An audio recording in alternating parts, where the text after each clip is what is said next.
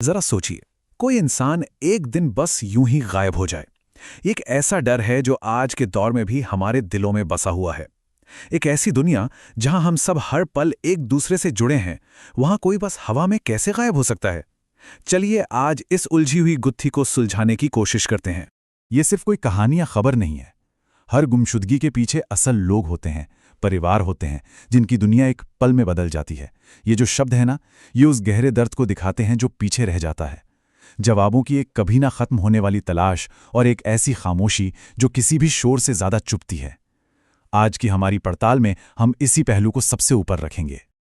और यही तो आज का सबसे बड़ा सवाल है ना? हमारे पास जीपीएस है, सोशल मीडिया है, हर तरफ कैमरे हैं, हम हर पल डिजिटल निशान छोड़ रहे हैं।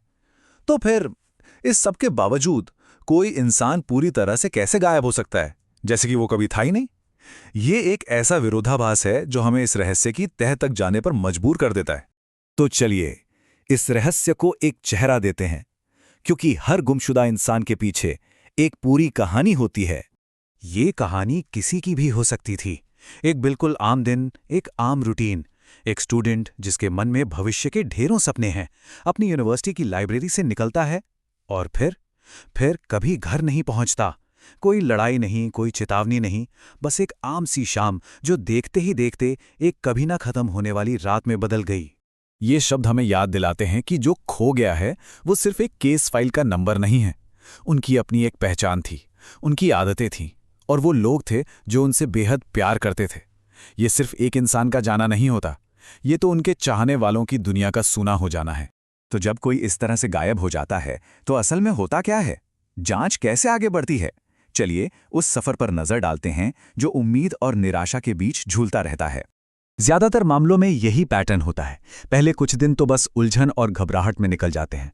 फिर पुलिस की खोजबीन शुरू होती है, लोगों से मदद की अपील की जाती है। कभी कभी एक उम्मीद की किरण नजर आती है, जैसे यहां तीसरे हफ्ते में एक गवाह मिला। लेकिन अक्सर वक्त के साथ सुराग मिलने बंद हो जाते हैं और मामला एक कोल्ड केस बनकर रह जाता है। ये वो एक लम्हा था जब सबको लगा कि बस अब ये केस सुलझ जाएगा। एक गवाह, एक गाड़ी, ये एक ठोस सुराग था। लेकिन उतना ही धुंधला भी। वो गाड़ी किसकी थी? उसे चला कौन रहा था? क्या गाड़ी में बैठने वाला इंसान सच में वही था जो गायब हुआ था?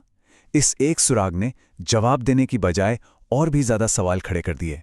1825, इतने दिन, मतलब पूरे 5 साल से परिवार बस इंतजार कर रहा है। ये सिर्फ एक संख्या नहीं है, ये उस दर्द, उस अनिश्चितता और उस कभी ना खत्म होने वाली तलाश का प्रतीक है। हर नया दिन एक नया सवाल लेकर आता है, पर जवाब कोई नहीं। जब सारी सुराग ठंडे पड़ जाते हैं तब बारी आती है एक्सपर्ट्स की। तो देखते हैं उनका विश्लेषण हमें कहाँ ले जाता है। और पता है, यहीं आकर मामला और भी ज्यादा उलझ जाता है। एक ही सबूत को दो अलग अलग एक्सपर्ट्स बिल्कुल अलग नजरिए से देखते हैं। एक तरफ है इन्वेस्टिगेटर जो कहते हैं सबूत देखो, गाड़ी थी मतलब अपहरण हुआ। दूसरी तरफ है साइकोलॉजिस्ट जो कहते हैं इंसान के अंदर झांको, शायद वो खुद ही जाना चाहता था। दोनों के तर्क अपनी अपनी जगह सही लगते हैं, पर सच क्या है? ये है पुलिस का क्लासिक नजरिया, बिल्कुल सीधा, तथ्यों पर आधारित। उनके लिए गवाह का बयान ही सबसे बड़ा सच है। मतलब कोई भारी हाथ है, कोई अपराधी है। इस सोच में इमोशंस या पर्सनल ड्रामा के लिए कोई जगह नहीं होती। और फिर आता है एक बिल्कुल अलग एंगल जो हमें उस इंसान के मन के अंदर झांकने को कहता है। क्या कोई ऐसी वजह थी जिससे वो छुपा रहे थे? कोई ऐसा बोझ जो वो और नहीं उठा पा रहे थे? ये थ्योरी हमें याद दिलाती है कि कभी कभी सबसे बड़ा राज बाहर नहीं, बल्कि उस इंसान के अंदर ही छिपा होता है। तो अब हम पहुंचते हैं उस मोड़ पर जहां सच और साजिश के बीच की लकीर धुंधली हो जाती है। कैसे तय हो कि क्या सच है और क्या सिर्फ एक कहानी? मोटे तौर पे इस केस को लेकर 3 थ्योरीज हैं। पहली, ये एक रैंडम क्राइम था, कोई अचानक हुई दुखद घटना।